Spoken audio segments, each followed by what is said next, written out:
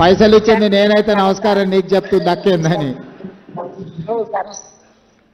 సంతోషం తల్లి, సంతోషం. ఓకే, మీరు తోట వేస్తాము సార్, మేము హ్యాపీగా ఉన్నాం సార్. మంచి. ఓకే అమ్మా, ఓకే, రైట్. ధన్యవాదాలు సార్. ఓకే అమ్మా, సంతోషం. తెలంగాణ రాష్ట్ర వ్యాప్తంగా 6 లక్షల మించిన రైతు మహిళలు, రైతన్నలు ఈ కార్యక్రమాన్ని చూస్తున్నారు. ప్రత్యక్షంగా నేరుగా గౌరవ ముఖ్యమంత్రి, గౌరవ ఉప ముఖ్యమంత్రి, యావత్ తెలంగాణ రాష్ట్రం మంత్రివర్గం అంతా ఉంది. ఈ పండుగకి రైతులకి ప్రజాపాలన ప్రభుత్వం ఎంత గుండెల్లో పెట్టి చూసుకుంటుందో ఉదాహరణ ఈ వేదిక అని తెలియజేస్తూ, అందుకు ప్రభుత్వానికి మనం ధన్యవాదాలు చెప్పాల్సిందిగా కోరుతూ, గౌరవనీయులైన ముఖ్యమంత్రి గారు నిన్న గద్దర్ ఫిల్మ్ అవార్డ్స్లో ఒక మాట అన్నారు. ఆ మాట ఏమిటంటే, తెలంగాణ రాష్ట్రానికి పోటీ రాష్ట్రంతోటో, పక్క రాష్ట్రంతోటో, ఇంకేదో ఉత్తర దక్షిణ భారతదేశ రాష్ట్రంతోటో కాదు, టెక్నాలజీలో జపాన్తో, అభివృద్ధిలో కొరియాతో అన్నారు. ఆ మాట విన్నాక with the permission of honourable CM, Obama అమెరికాలో ఒక పబ్లిక్ మీటింగ్లో అన్న మాట, టెక్నాలజీ నేర్చుకోవాలంటే కొరియా, జపాన్ వెళ్ళాలి, మోడర్న్ ట్రెండ్స్ ఇన్ సివిలైజేషన్, నూతన నాగరికత పోకడలు తెలుసుకోండి యూరోపియన్ కంట్రీస్కి వెళ్ళాలి, మానవ బంధాల గురించి తెలుసుకోవాలంటే భారతదేశానికి వెళ్ళాలి అన్నాడు. అలాగే రైతు బంధాలకి రైతు బాంధవ్య ప్రభుత్వంగా మరి ఈ పచ్చని పండుగ నిర్వహించేందుకు కారకులు, ప్రేరకులైన ఆనరబుల్ సీఎం గారి సందేశం.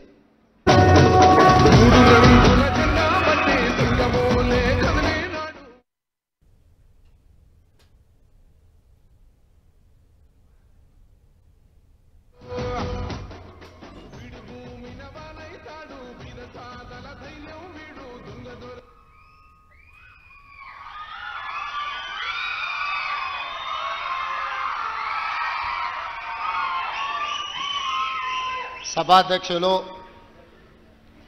పెద్దలు, వ్యవసాయ శాఖ మాత్యులు తుమ్మల నాగేశ్వరరావు గారు, ఈ కార్యక్రమానికి నాతో పాటు ముఖ్య అతిథులుగా విచ్చేసిన మిత్రులు ఉప ముఖ్యమంత్రి వర్యులు బట్టి విక్రమార్క గారు,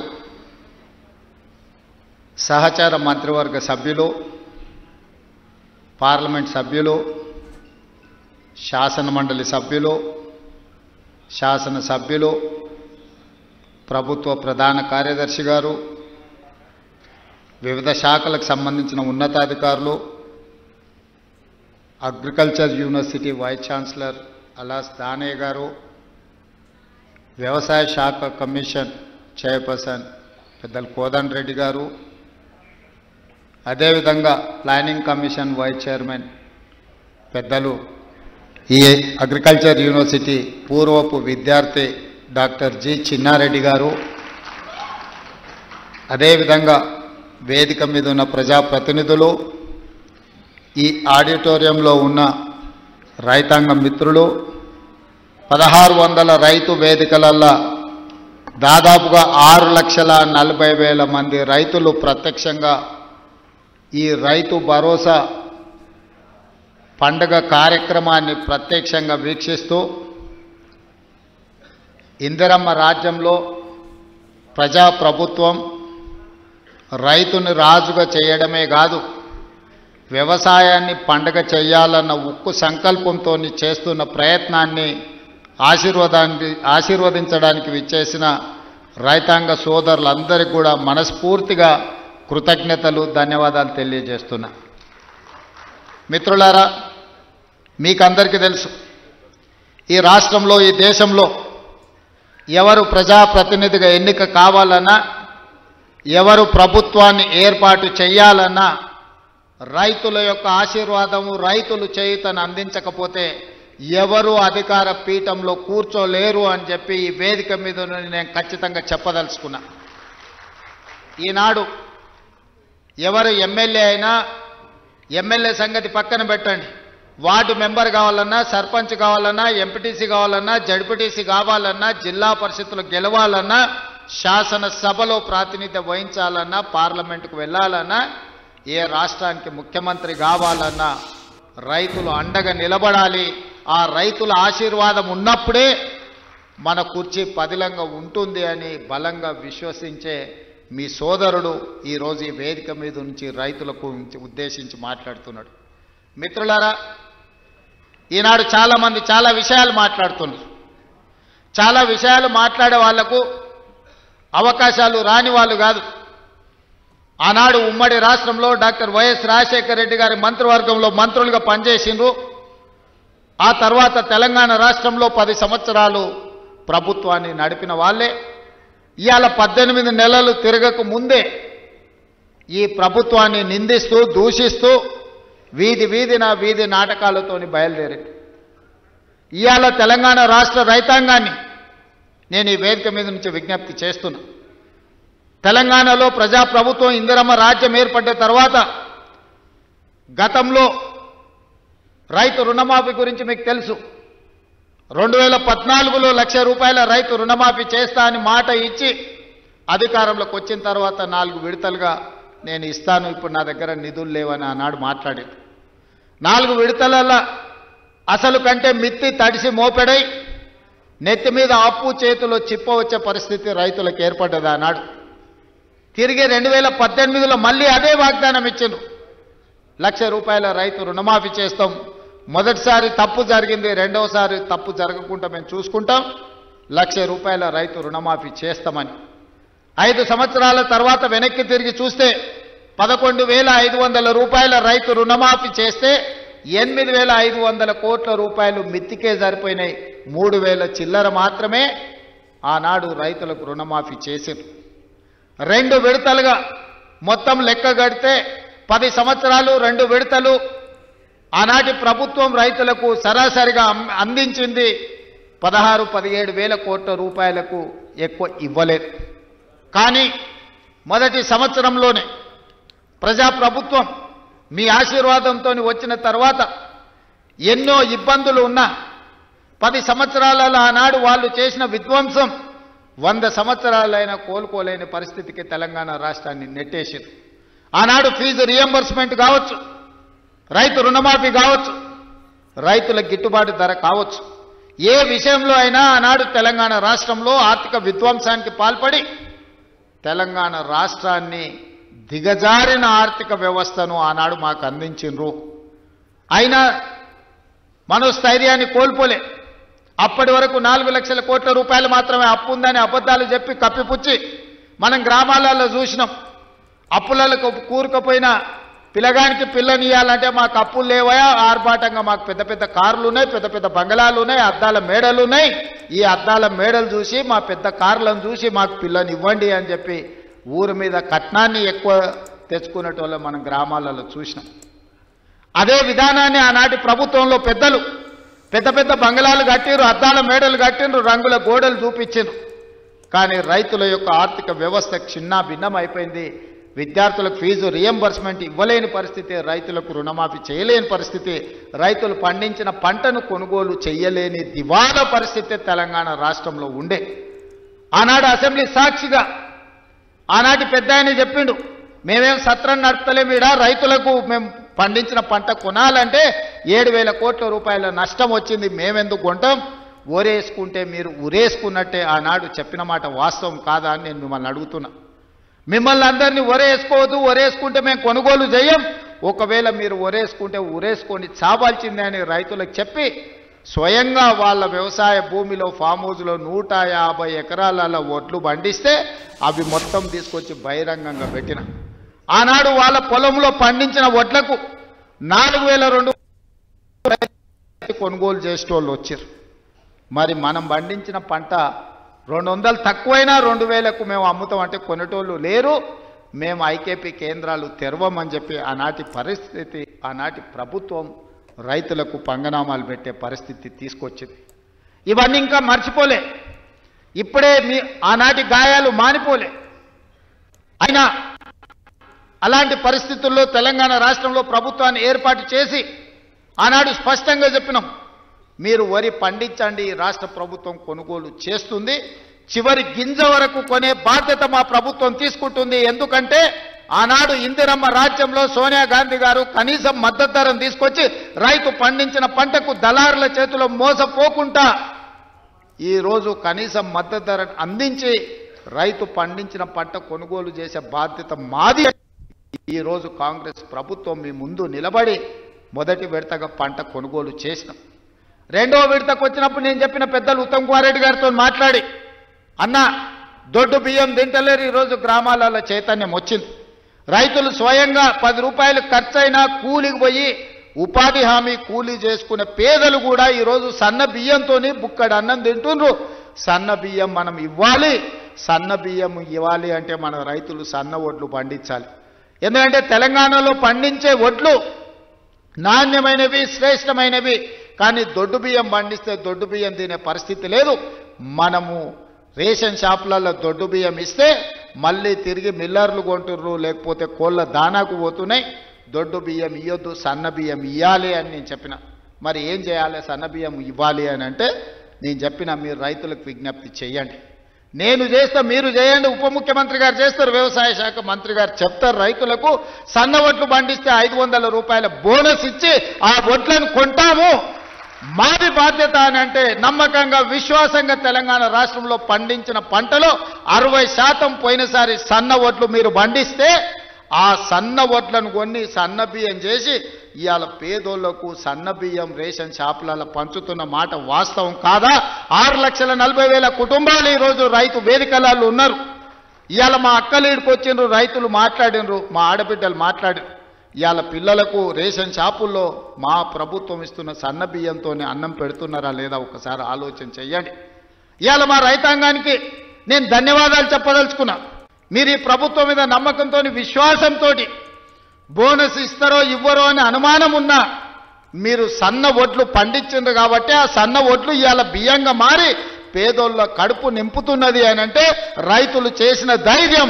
అందుకే మీరు పండించిన సన్న వడ్లకు 500 రూపాయల బోనస్ ఇచ్చి కొనుగోలు చేసినాం.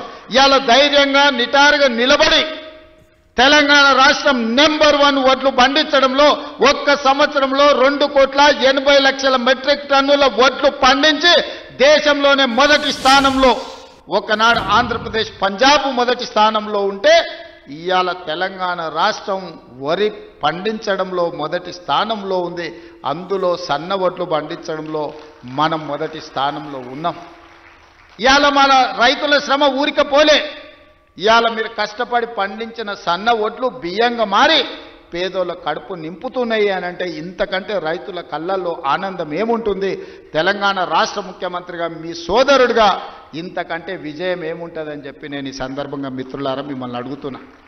అందుకే ఇవాళ రకరకాల ఇబ్బందులు ఉన్నాయి. చాలామంది ఈరోజు మా బిల్లులు రాలేదంటున్నారు.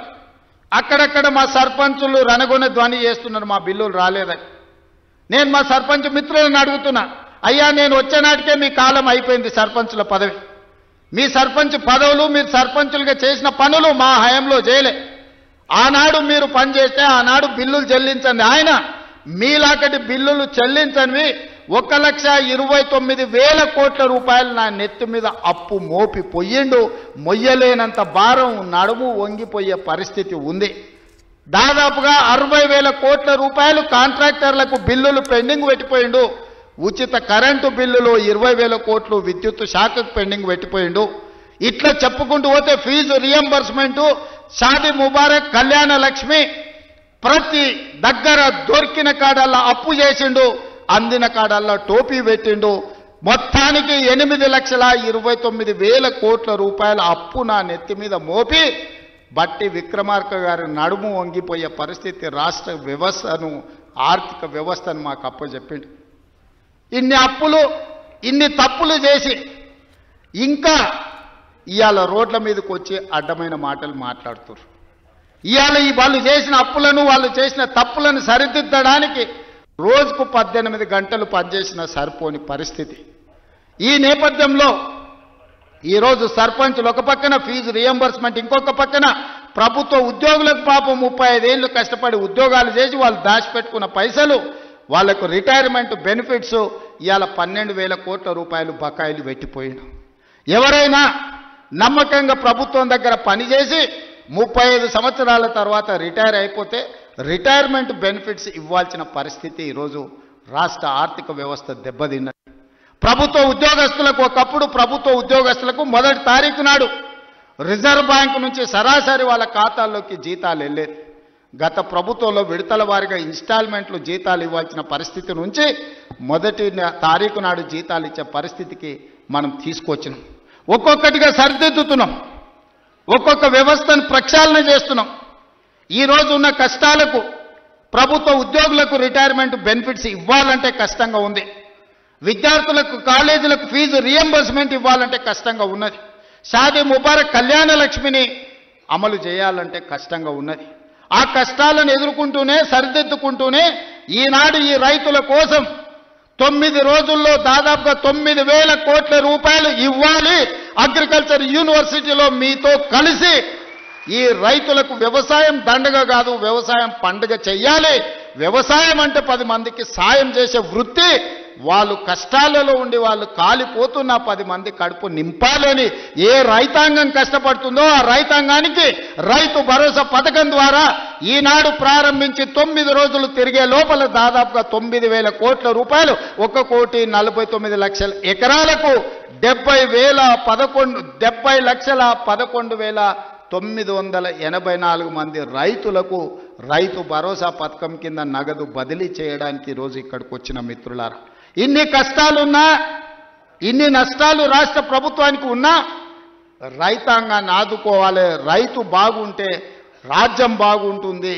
ఇవాళ రైతు చేతుల నగదు ఉంటే అప్పులోల చేతుల బలి కాకుంటాడు. అప్పులకు మిత్తిలకు ఇవాళ వెళ్ళి రైతు బలి కాకూడదన్న ఏకైక లక్ష్యంతోనే ఈరోజు ఈ కార్యక్రమాన్ని తీసుకుని ఇప్పటి వరకు దాదాపుగా రైతు రుణమాఫీ కావచ్చు, లేకపోతే రైతు భరోసా కావచ్చు, అదేవిధంగా వ్యవసాయానికి ఉచిత విద్యుత్తు కావచ్చు, అదేవిధంగా రైతులు పండించిన పంట కొనుగోళ్లు, దాంతోపాటు బోనస్ కావచ్చు, అదేవిధంగా రైతు బీమా కావచ్చు. ఈ 18 నెలలల్లా కొనుగోలుతో సహా మొత్తం కలిపితే 1,01,728 కోట్ల రూపాయలు ఖర్చు పెట్టిన రాష్ట్రం తెలంగాణ రాష్ట్రం. ధైర్యంగా పైసకు లెక్క చెప్తా రేపు అసెంబ్లీలో. 18 నెలల్లో రైతులు పండించిన పంటకు గిట్టుబాటు ధరతో పాటు బోనసు, రుణమాఫీ, రైతు బీమా, రైతు భరోసా కలిపి 1,00,000 కోట్ల రూపాయలు ఖర్చు పెట్టిన ప్రభుత్వం, ప్రజా ప్రభుత్వం, మన ప్రభుత్వం. ధైర్యంగా గ్రామాలకు వెళ్ళి చెప్పండి. ఏ గ్రామంలో అయినా సవాలు విసురుదాం. ఆ 10 సంవత్సరాల వాళ్ళు చేసిన రైతు రుణమాఫీ ఎంత, ఒక్క సంవత్సరంలో మనం చేసిన రైతు రుణమాఫీ ఎంత. గ్రామ సభలు పెడదాం, గ్రామాలలో చర్చ పెడదాం. ఆనాడు వాళ్ళు పండించిన పంట కొనుగోలు చేయడానికి ఐకేపీ కేంద్రాలు తెరవకపోతే ఈరోజు 8,000 పైచీలకు ఐకేపీ కేంద్రాలు తెరవడమే కాదు, 48 గంటలు తిరిగే లోపల ఉత్తమ్ కుమార్ రెడ్డి గారు ఏ రైతు పంట అమ్ముకున్నాడో అతని ఖాతాలో నగదు బదిలీ చేయడమే కాదు, 500 రూపాయల బోనస్ ఇచ్చి ఇవాళ రైతుల ఆత్మగౌరవం పెంచే విధంగా ఈరోజు రాష్ట్ర ప్రభుత్వం ప్రయత్నం చేస్తుంది. ఆనాడు ధరణి పేరు మీద దోపిడీ చేస్తే, ధరణి కొంతమంది దోపిడీదారులకు చుట్టమైతే భూభారతి చట్టాన్ని తెచ్చి పేదలకు అండగా నిలబడి ఈరోజు పొంగులేటి గారు గ్రామాన గ్రామ సభలు పెట్టి రైతుల సమస్యల్ని పరిష్కరించే ప్రయత్నం చేస్తున్నాం. ఎన్నో చిక్కుముళ్ళు, ఎన్నో సమస్యలు అడుగు ముందుకు వెయ్యాలంటే ఒక చీకటి పరిస్థితి. అక్కడి నుంచి వెలుగు వైపు రాష్ట్ర ప్రభుత్వాన్ని, రైతాంగాన్ని నడిపించే ప్రయత్నం చేస్తున్నాం. అరే పిల్లగాడు కొత్తగా వచ్చిండు, కొంతకాలం సమయం ఇద్దామన్నా కనీసం విజ్ఞత లేదు. 10 సంవత్సరాలు పరిపాలించిన వాళ్లకు మొదటి రోజు నుంచే ఎట్లయినా పడగొడదాం, ఎట్లయినా ఇబ్బంది పెడదాం. విద్యార్థులు చచ్చిపోతే సంతోషంతో నృత్యాలు చేస్తారు, రైతులు చచ్చిపోతే సంతోషంతో వాళ్ళు ఇవాళ చేస్తున్నారు. ఎక్కడైనా బస్సు కింద పడేవారని చచ్చిపోతే వాళ్ళకు ఆనందమే, ఎక్కడైనా ఆహార కలుషితమైపోయి విద్యార్థులు చచ్చిపోతే వాళ్ళకు ఆనందమే, ఎక్కడైనా రైతు ఆత్మహత్య చేసుకుంటే వాళ్ళకి ఆనందమే. ఎందుకంటే వీళ్ళ చావుల పునాదుల మీద అధికారం అల్కగా ఎక్కొచ్చన్న ఆలోచన, దుర్మార్గమైన దురాలోచనతోటి ఈరోజు ప్రతిపక్ష పార్టీ పనిచేస్తున్నది. అరే కొంతకాలమైన సమయం ఇయ్యరా, సరిదిద్దుకోవడానికి అవకాశం ఉండదా? 5 ఏళ్ల కోసం ఎన్నికైన ఈ ప్రభుత్వం ప్రజల కోసమే పనిచేస్తుంది కదా. ప్రతినిత్యం మీ మధ్యలోనే ఉన్నాం కదా. ఎక్కడైనా ఫామ్ హౌస్లో పండుకున్నామా, ఎక్కడైనా దాచుకున్నామా? లేం కదా, మీ మధ్యలోనే ఉన్నాం కదా. ఎవరు వచ్చినా కలుస్తున్నాం కదా. నేను కానీ మా మంత్రులు కానీ ఏ ఒక్క రోజైనా ఈ రైతాంగాన్ని కలవకుండా మా ఎమ్మెల్యేలు గ్రామాలు తిరగకుండా ఎక్కడైనా ఉన్నారా ఈ 18 నెలల? గతంలో ఎప్పుడైనా ముఖ్యమంత్రి ఎన్నిసార్లు కనిపించిండు? లెక్కలు తీయండి. ఎన్నిసార్లు సచివాలయానికి వచ్చిండో మీరు చూడండి. ఈనాటి పరిపాలన చూడండి. అంతెందుకు టెలిఫోన్ ట్యాపింగ్ గురించి మీకు తెలుసు కదా. భార్యాభర్తలు మాట్లాడుకుంటే కూడా ఫోన్ లేని పరిస్థితి ఆయనలో ఉండే. ఇవాళ మమ్మల్ని బహిరంగంగా వచ్చి ఏమన్నా దూషించినా ఫోన్లలో మాట్లాడుకుని మీకు అందరూ స్వేచ్ఛగా లేరా? ఫోన్లలో భయపడుతారు ఇప్పుడు మాట్లాడానికి. గతంలో ఎట్లుండే, ఇవాళ ఎట్లుంది? ఈ స్వేచ్ఛ 4 కోట్ల తెలంగాణ ప్రజలకు వచ్చిందా రాలేదా? తెలంగాణ ప్రజలు కోరుకున్నదే స్వేచ్ఛ కదా, సామాజిక న్యాయం కదా, సమాన అవకాశాలు కదా. ఈనాడు కులగణన కావచ్చు, లేకపోతే ఎస్సీ వర్గీకరణ కావచ్చు. ఇవాళ మంత్రివర్గంలో 4 దళితులు, ఒక స్పీకర్, 5 మంది ఉన్నారు. ఆ ఒక ఏకలింగం ఉండే, ఏకలింగం ఉండే ఆ ప్రభుత్వంలో. ఇవాళ ఈ వేదిక మీద 5 మంది ఉన్నారు. 4 మంత్రులు, ఒక స్పీకర్ దళిత సామాజిక వర్గం నుంచి ఇవాళ ఈ వేదిక మీద కూర్చున్నారంటే సామాజిక న్యాయం అనేది కాంగ్రెస్ పార్టీతోనే సాధ్యమవుతుంది. సమాన అవకాశాలు ఈ ప్రభుత్వంలోనే ఉంటాయి. 60,000 ఉద్యోగాలు ఇచ్చింది మన పార్టీ, మన ప్రభుత్వం సంవత్సరం తిరిగే లోపల. నేను ఛాలెంజ్ చేస్తున్న భారతదేశంలో స్వతంత్రం వచ్చినప్పటి నుంచి ఏ రాష్ట్ర ప్రభుత్వమైనా, ఉమ్మడి రాష్ట్రంలో కూడా ఆనాడు ఆంధ్రప్రదేశ్లో కూడా ఒక్క సంవత్సరంలో 60,000 ఉద్యోగాలు ఇచ్చిన చరిత్ర లేదు. మన ప్రభుత్వం 60,000 ఉద్యోగాలు ఇవాళ ఇచ్చింది. శాఖల వారిగా నేను లెక్క చెప్తా. ఒకప్పుడు ఉద్యోగాల కోసం తెలంగాణ ఉద్యమమే వచ్చింది. ఒకప్పుడు నోటిఫికేషన్ల కోసం లక్షలాది మంది విద్యార్థులు రోడ్ల మీదకి వచ్చింది. కానీ మన ప్రభుత్వం వచ్చిన తర్వాత అన్నా నోటిఫికేషన్లు ఎక్కువైతే కొంచెం ఆలస్యం, అన్నీ చదువుకోవాలంటే కష్టమవుతుందా, అశోక్ నగర్లో ధర్నాలు చేసిరు. ఆనాటికి ఈనాటికి ఉన్న తేడాను మీరు గమనించండి. ఆ పిల్లల భవిష్యత్తు కోసమే ఈ ప్రభుత్వం ఉంది. మీరే ఈ దేశ, ఈ రాష్ట్ర భవిష్యత్తు మీకోసమే ఈ ప్రభుత్వం పనిచేస్తుంది. మీ భవిష్యత్తును తీర్చిదిద్దాలన్నదే మా ఆలోచన. మాకేముంటుంది, మేము అన్ని సాధించినాం, మాకు రావాల్సిన అవకాశాలన్నీ మాకు వచ్చినాయి. ఇంకా మేము కొత్తగా సాధించేది ఏం లేదు. మాకు ఆనందాన్ని ఇచ్చేదే మీ భవిష్యత్తు. మిమ్మల్ని తీర్చిదిద్దుతే మేము విజయం సాధించినట్టే. ఇవాళ మీ అందరి కోసం ఈ రైతుల పిల్లలే ఈరోజు వ్యవసాయ శాఖ యూనివర్సిటీలో చదువుకుంటున్నారు. ఇవాళ డాక్టర్లైనా, లాయర్లైనా, ఇంజనీర్లైనా, ఐఏఎస్ ఐపీఎస్లైనా ఈరోజు ఈ రైతుల పిల్లలే ఈరోజు డాక్టర్లు, లాయర్లుగా రాణిస్తారు. ఇవాళ ఐఏఎస్లలో మన వాళ్ళు ఉండాలి, సివిల్ సర్వీసెస్లో ఉండాలని ఢిల్లీకి వెళ్ళి చదువుకుంటున్న విద్యార్థులకు రాజీవ్ గాంధీ గారి పేరు మీద వాళ్ళకు ఆర్థికంగా సాయం అందించాలి. పేదోళ్ళ పిల్లలు ఢిల్లీలో వెళ్ళి చదువుకోవాలంటే కష్టంగా ఉందంటే సివిల్స్కు ప్రిపేర్ అయ్యే వాళ్ళకు 2 లక్షల రూపాయలు చదువుకున్న పిల్లలకు ఆర్థిక సాయాన్ని మన ప్రభుత్వం అందించింది. ఎందుకంటే పేదోళ్ళ పిల్లలు ఈ దేశంలో ఐఏఎస్లు, ఐపీఎస్లు, ఐఎఫ్ఎస్లు అయితే ఏ రాష్ట్రంలో అయినా ఉండని, ఏ కేంద్ర ప్రభుత్వంలో అయినా పనిచేయని, పుట్టిన ఊరికి ఏదన్నా చెయ్యాలనే లక్ష్యంతో పనిచేస్తారని ఆ పిల్లల్ని సివిల్ సర్వీసెస్ వైపు మనం ఈరోజు ప్రోత్సహిస్తున్నాం. అందుకే ఈరోజు ప్రతి శాఖను ప్రక్షాళన చేసుకుంటూ వస్తున్నాం. ప్రతి ప్రయత్నం చిన్న చిన్న తప్పులు ఎక్కడైనా దొర్లినా ఎంబడే సరిదిద్దుకొని వాటిని ముందుకు తీసుకెళ్తున్నాం. మిత్రులారా, ఇవాళ తెలంగాణ రాష్ట్ర ప్రజలకు ఇదొక సంతోషకరమైన శుభదినం. 8-9 రోజుల్లో 9,000 కోట్ల రూపాయలు రైతుల ఖాతాలో పడుతున్నాయంటే నిజంగా రైతులు ఎవరి దగ్గర చెయ్యి చాల్చాల్సిన పని లేదు.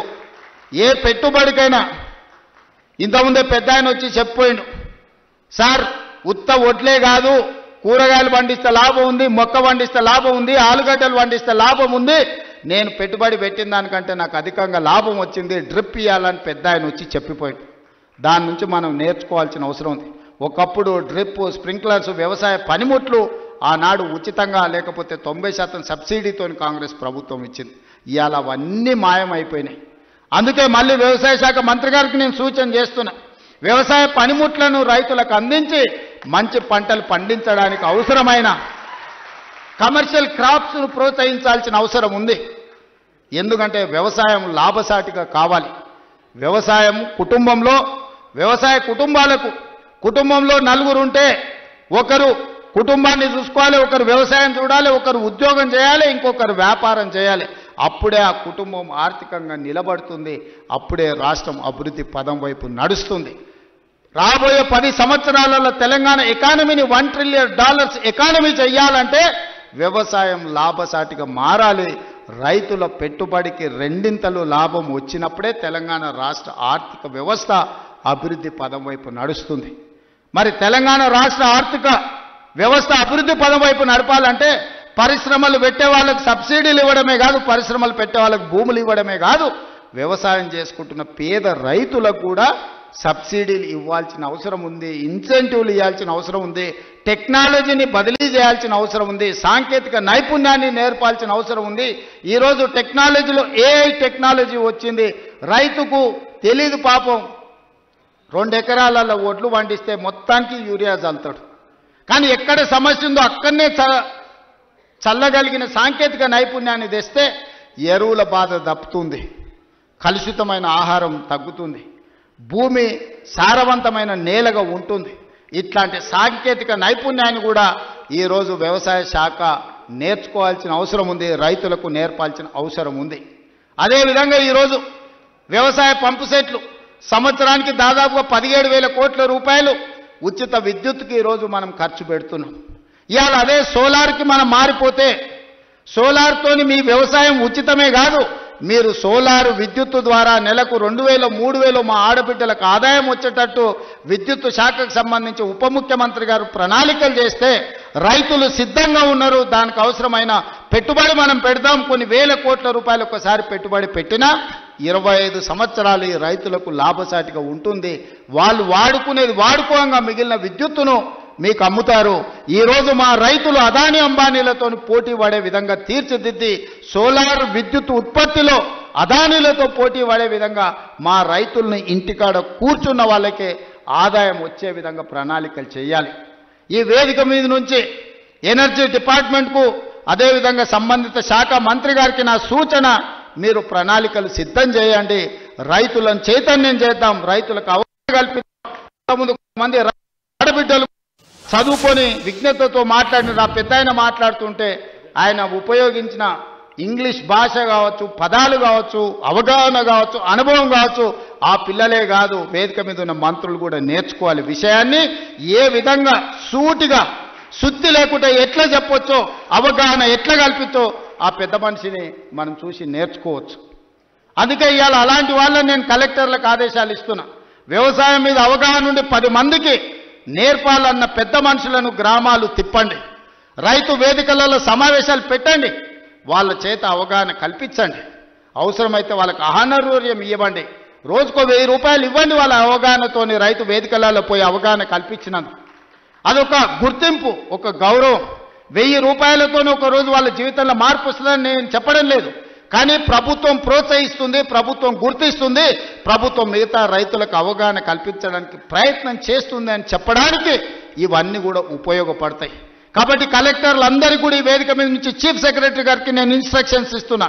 కలెక్టర్లందరినీ కూడా మీరు కలెక్టర్స్ కాన్ఫరెన్స్ తీసుకొని సోలార్ పంపు సెట్ల వల్ల ఉన్న ప్రయోజనం ఈరోజు రైతులకు వరే కాకుండా ఇతర లాభసాటి పంటలు ఏ విధంగా పండించాలి, భూమి యొక్క సారాన్ని చూసి ఏ భూమిలో ఏ పండ్ల తోటలు వస్తాయో, ఏ భూమిలో ఏ కూరగాయలు పండుతాయో, ఏ భూమిలో ఏ పంట అధిక దిగుబడి వస్తుందో, అది మొక్కజొన్న వస్తుందా, లేకపోతే పత్తి వస్తుందా, మిర్చి వస్తుందా, లేకపోతే కందులు వస్తాయా. మా కొడంగల్ తాండూరు ప్రాంతంలో మేము కందులు పండిస్తాం.